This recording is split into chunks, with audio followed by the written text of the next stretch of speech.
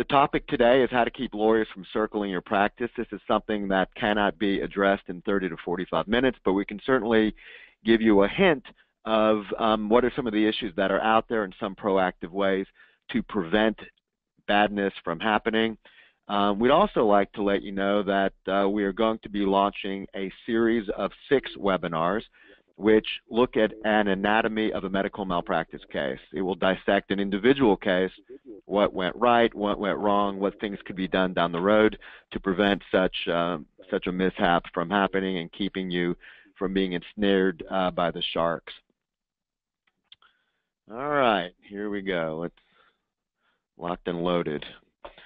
All right, by way of background, we've been at this now since 2002, and medical justice and e-merit are focused on 2 core problems. One is to prevent and respond to frivolous or meritless medical and dental malpractice suits, and more recently, but still over a prolonged period of time, to keep a doctor's reputation from being sullied, as well as promoting a doctor's most precious asset, namely his or her reputation.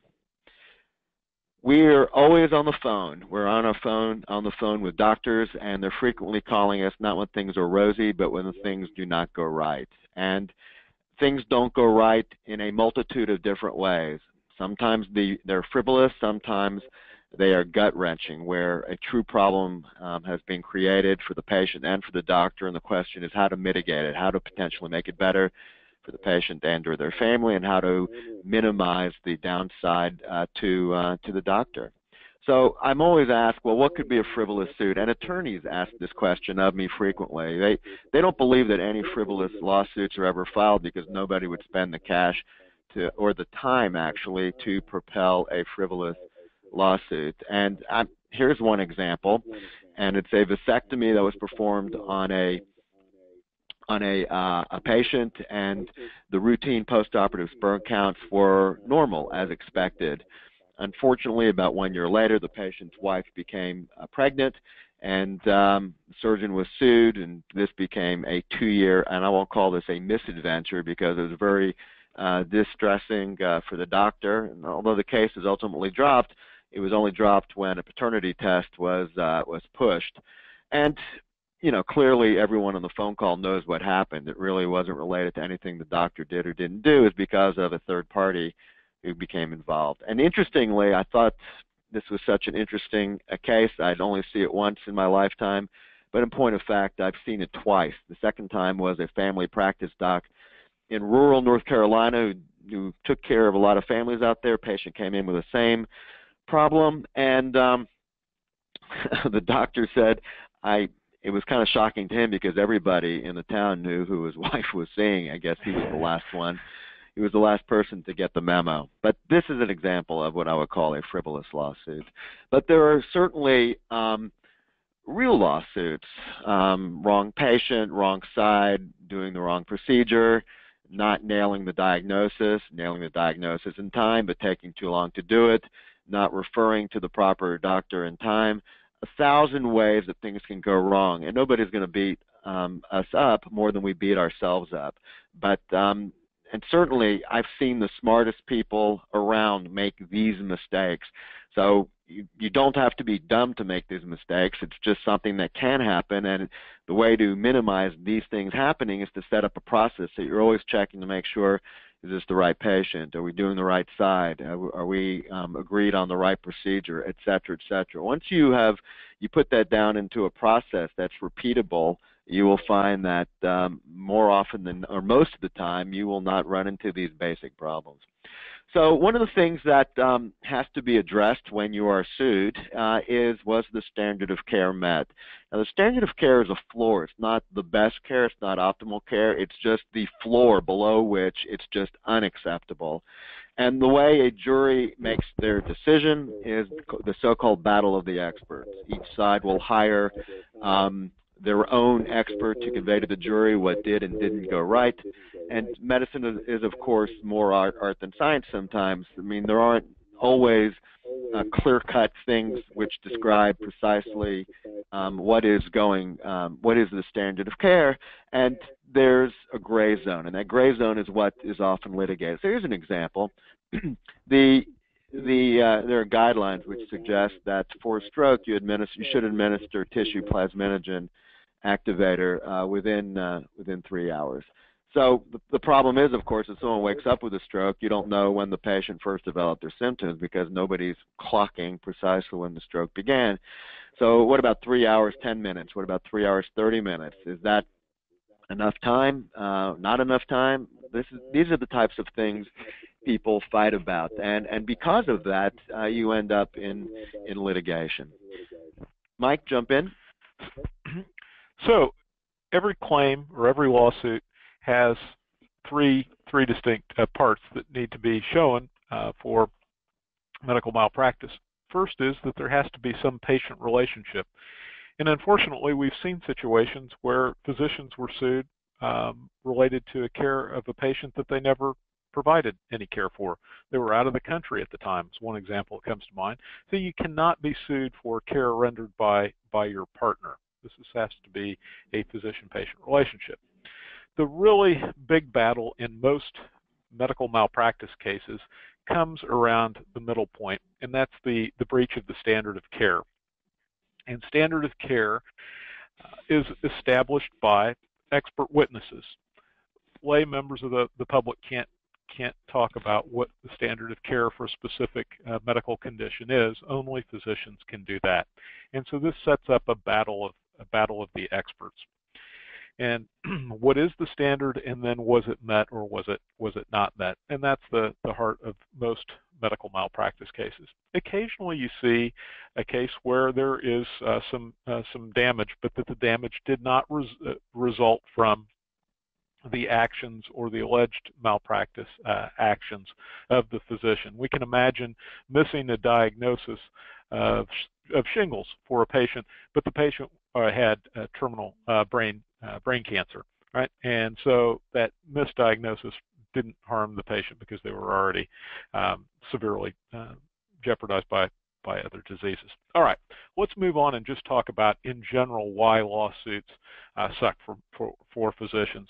And the first is it's a really assault upon your reputation. And sometimes attorneys minimize this and they say, oh, it's just business. We know statistically you're going to be sued X number of times over your career.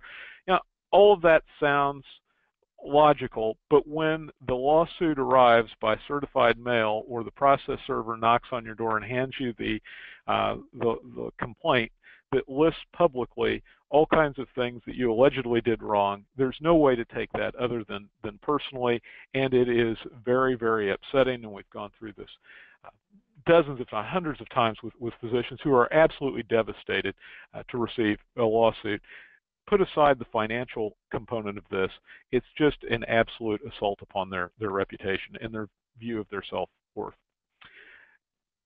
Battle of experts lasting 4 years or longer, and certainly this happens. I think that the average physician does not comprehend just how long litigation takes. You need to think of it in geologic time. These go on for years when litigation gets underway, right? It's a long time. If you're a surgeon, you go in, you fix a patient, and you see them a few weeks later, and you're on. That is not the way litigation works. It is a long, nasty process for all that's involved. Okay. Decisions by 12 laypersons. Some states do a jury of 6, some do juries of 12, but what we do know is these are people that are just general members of the public. So imagine yourself walking through the license branch, getting your new driver's license, and looking around and grabbing 6 or 12 people that are standing there with you, or even worse, going into Walmart and picking the first 6 people that walk through the door there and say they're going to judge you on your professional ability and how you took care of a patient. It's not a happy thing to have happen to most physicians, and it is it has a bad feel. The jury verdict may be for more than what your insurance covers. The vast majority of states have no caps on liability, and a jury can award however much money it thinks the plaintiff is entitled to. And if that amount is more than your insurance coverage, you have a big problem. All right, now, we talked about the time-consuming nature that this goes on for 4 years, but during those years, it's a time suck too, because you have to prepare your attorney on how to take depositions. Remember, your attorney's not a physician, doesn't have the medical background, so he or she is going to look to you to be educated on the topic of the lawsuit. That takes your time, giving your deposition, going through records, talking with experts, on and on it goes. So there is a lot of time that it takes away from your practice and your family, and in an unpleasant venue.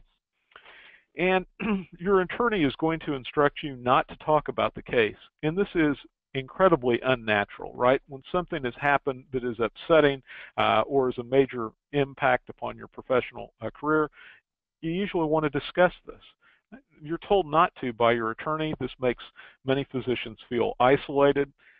The attorneys are trying to protect your best interest because they're trying to eliminate a loss of privilege or things coming up in cross-examination later on. So they're well-meaning by telling you not to talk about it, but it creates stress and isolationism, and it's just not fun. Legal outcomes correlate more with damages than negligence. I think if you give this a moment of thought, you might agree with me. Juries can be sympathetic to people that have had bad outcome, and that has nothing to do with whether or not malpractice caused the bad outcome. We know patients don't always achieve an optimum result. That's just simply the practice of medicine. Doesn't mean that you're negligent, but juries can feel sorry for people and think the wealthy physician or the wealthy physician and his or her insurance carrier can take care of this problem.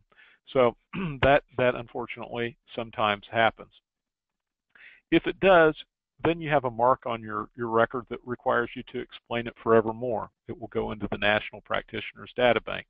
Anytime you apply for privileges, you'll have to talk about the claim that was that you had to defend. Getting new insurance, professional societies, all of these oftentimes require a disclosure of incidents that you've had happen and claims that you have had to defend. Your record doesn't go away. It follows you for the rest of your professional life. Settlements and judgments now appear on many states' licensing board websites. It follows the other, right? Now there is a public record. Some states have this so people can go on and take a look. And not only do you have this record that follows you forever, but sometimes it is, in certain states, it is publicly available on websites, which is also unpleasant. And we discussed the National Practitioners Data Bank. And again, that's a registry of claims that have been launched against physicians, and it never goes away either. Experts sometimes spout garbage. Okay, we talked about the battle over the standard of care in every medical malpractice case requiring expert witnesses. And there are some experts out there, sadly, that will accept a paycheck and testify to whatever a plaintiff's attorney wants them to. Certainly a minority of the people out there, but it happens. And we have experienced people that live in the American Virgin Islands and are professional witnesses.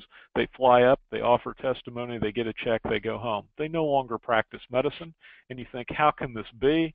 And I will tell you that the one that I reviewed had testified in more than 160 cases against physicians with opinions that were wildly divergent, and all depended upon who was signing the check to this expert witness.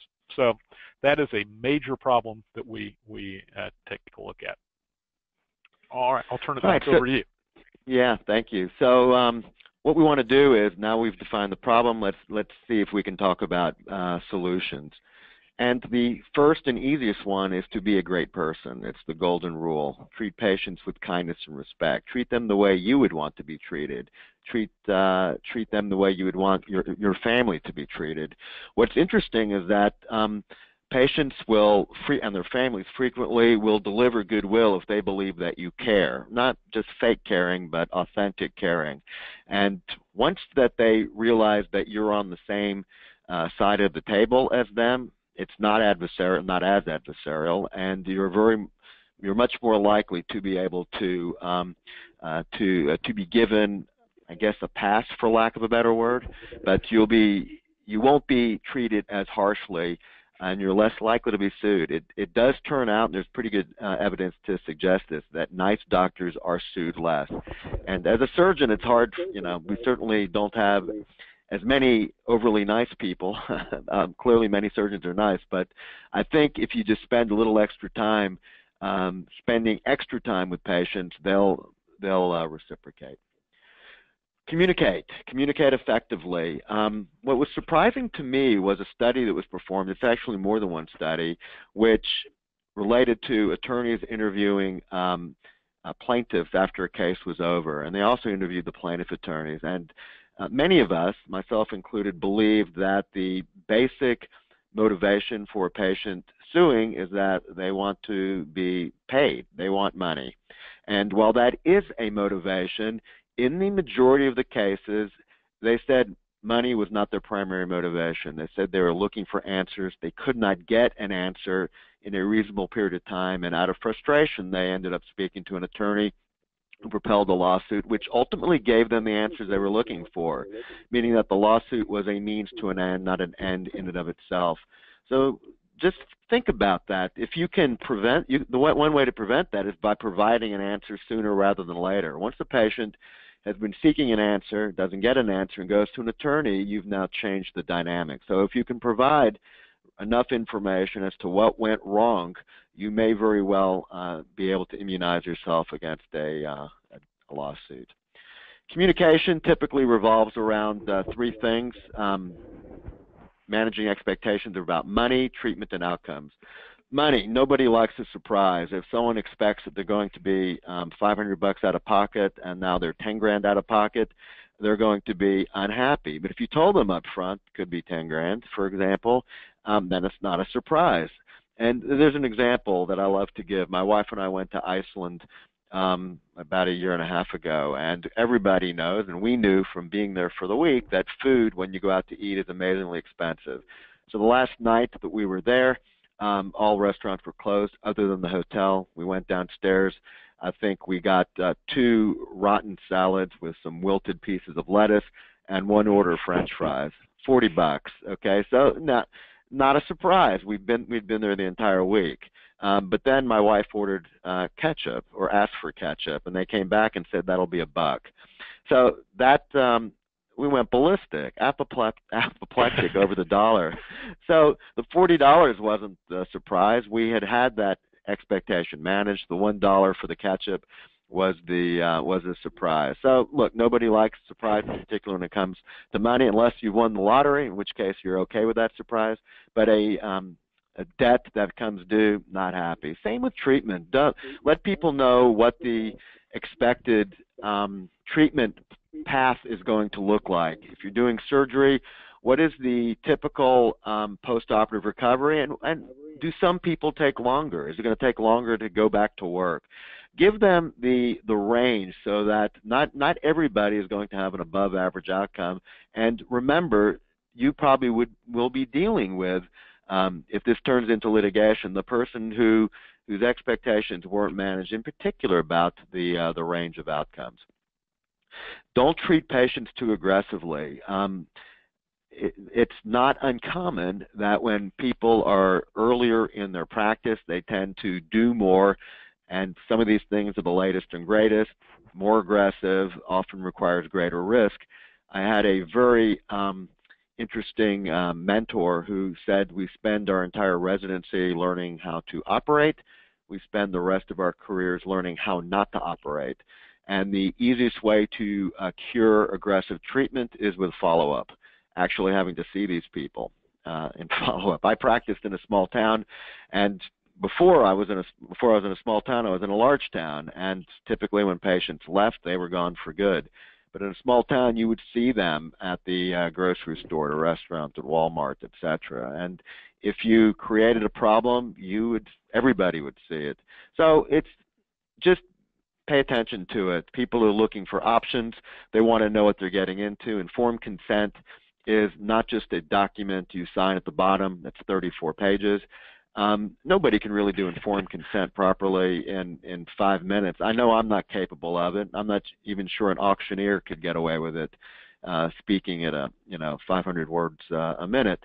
But if you're going through the same spiel over and over again, and you want to do it right, consider actually making a video and let the patient watch the video outside of your presence. Then all you have to do when they're done with this is just answer their questions. They're pointed in very specific questions. It's a way to do informed consent really well, particularly if you do, mostly 2 to 3 or 4 different types of procedures, and do it properly and do it in such a way where the patient is a part of the process. Next pearl of wisdom, and this is an important one, is select your patients carefully. The ancient mantra is that the customer is always right. My follow-up corollary to that is not everybody needs to be your customer. So pay attention to who comes into your office. If someone comes in and says, "Oh God, doctor, I'm so glad I found you. The 3 people before you were butchers, and I've just heard so many wonderful things about you," I guarantee you that 1 year from now you will be that 4th butcher as they're speaking to the 5th doctor. So just pay attention to these red flags. I know one practice where everyone from the person answering the phone to the nurse, to the doctor, they all have veto power, meaning that their voice is heard, and if there's a red flag related to a particular patient, everybody brings it up, so at least you go into it with eyes open. May not change the outcome, but at least you go into it with eyes open. Just make sure that the people that you treat, in particular the ones you operate on, are ones that you can engage in a long-term relationship with. 2 magic words: I'm sorry. Since I've been married for many, many years, I've learned how to say those words. But it took me a while to learn how to say those words with authenticity and meaning. But I found that my life has gone a lot better since I've learned how to say it. I don't have to say it frequently, but I know that when I say it, my life gets a little bit easier. And it's not dissimilar with patients. It's a way to express authentic empathy.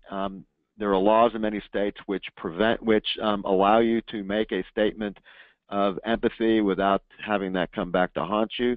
And my argument will be that even if it does come back to haunt you, it's worth doing, because more often than not, they diffuse a crisis. They diffuse a problem with a patient and their family. And the person who is the foremost expert on this is a colleague called Doug Wachesnik. I know you can see the spelling of his name, but I actually know that is exactly how he pronounces his name. You'll just have to trust me on that. But in any event, he was a family member. His brother passed away from what he argued was substandard care at a major institution, Johns Hopkins. And all he was looking for were those 2 words: I'm sorry. But he also wanted an investigation as to what happened and how to prevent badness from happening to similarly situated patients down the road. But the book is excellent. You can pick it up on Amazon, and it'll take you 30 minutes to 45 minutes to go through it. Highly recommended.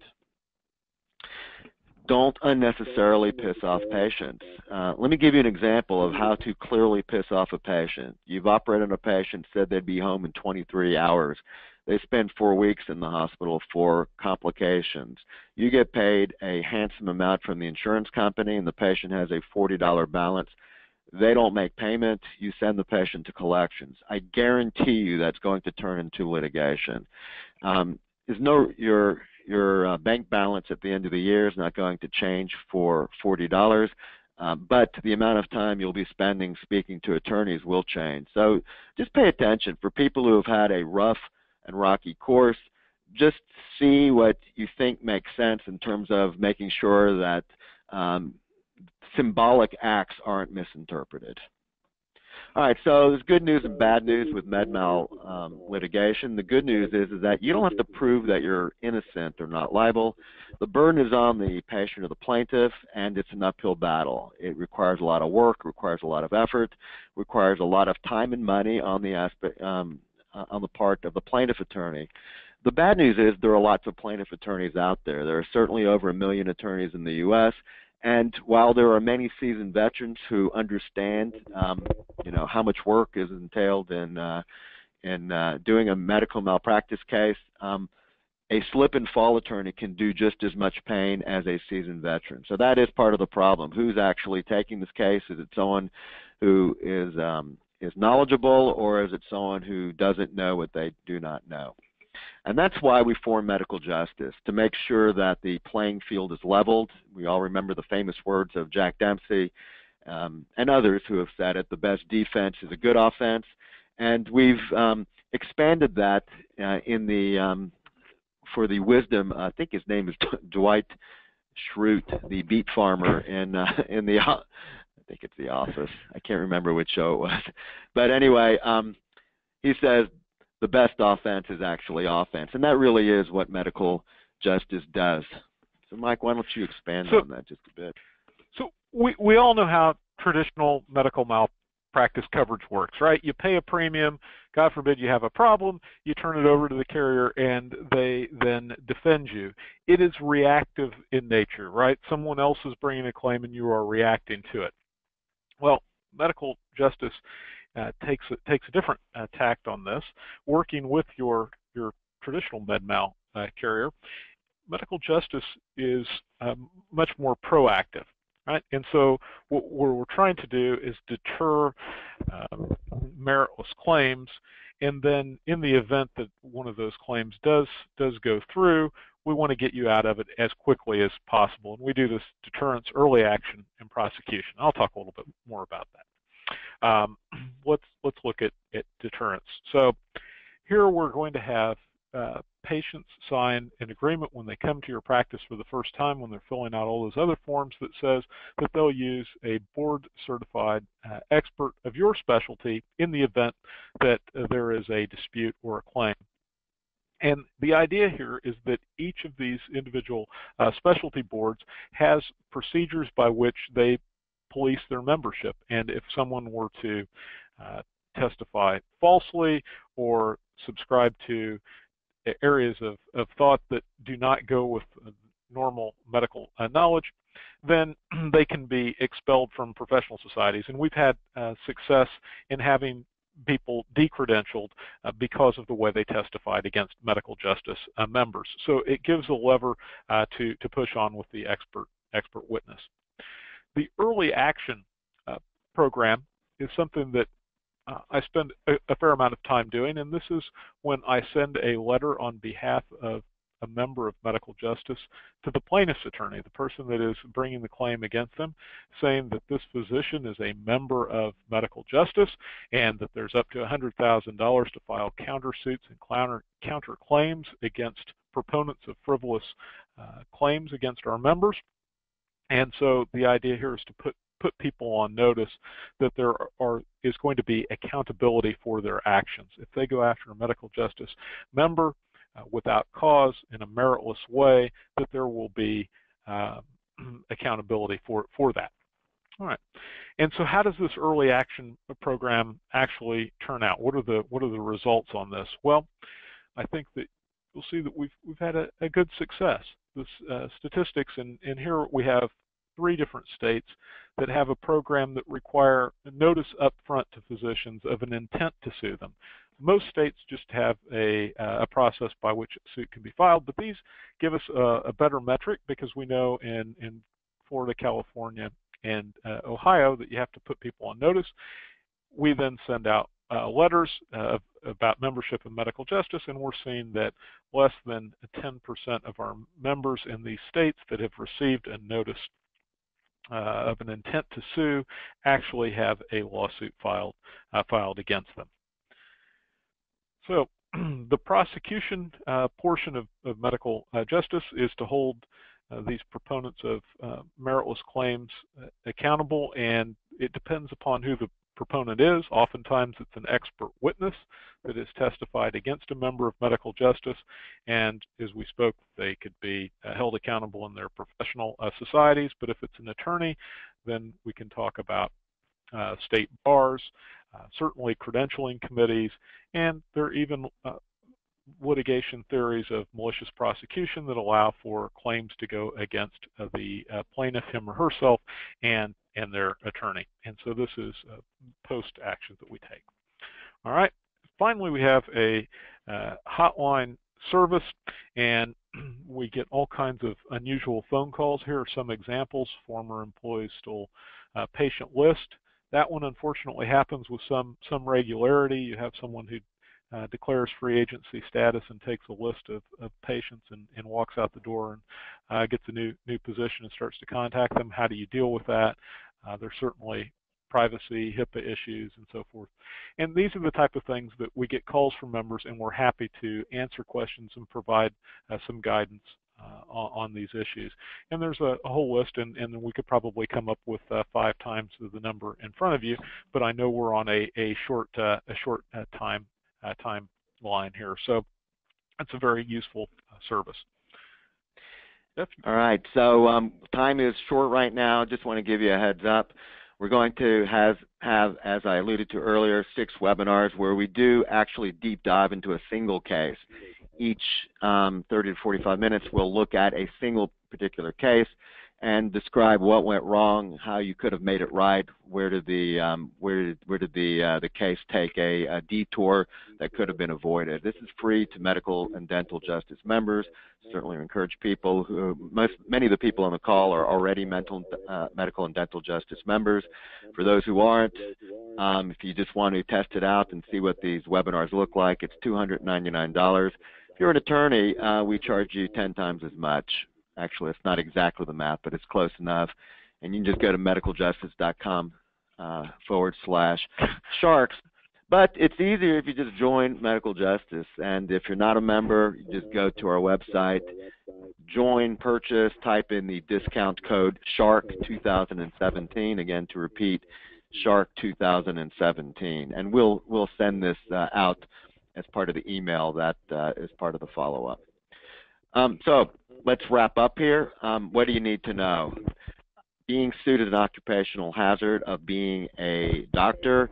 If you practice long enough, you likely will be sued. You're in good company. Most of your colleagues either have been sued or will be sued. It doesn't mean you're a bad person. Think of it as a snapshot and not a movie of your life. We formed Medical Justice to give you a strong offense. We don't think it's enough to have a strong defense.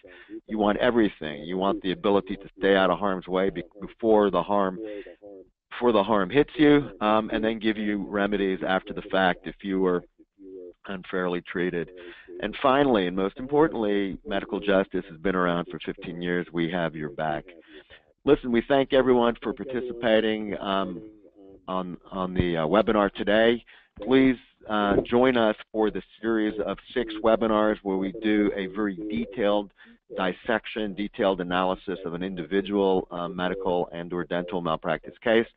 And we do have a chat window typically on the right hand of your screen, where if you have any questions, put them into the chat. We'll probably over the next 20 or 30 seconds see if anything pops through in addition to what's already come through. And regardless, we will distribute the collated Q&A by email. So again, we thank everyone for participating, and we'll talk to you soon.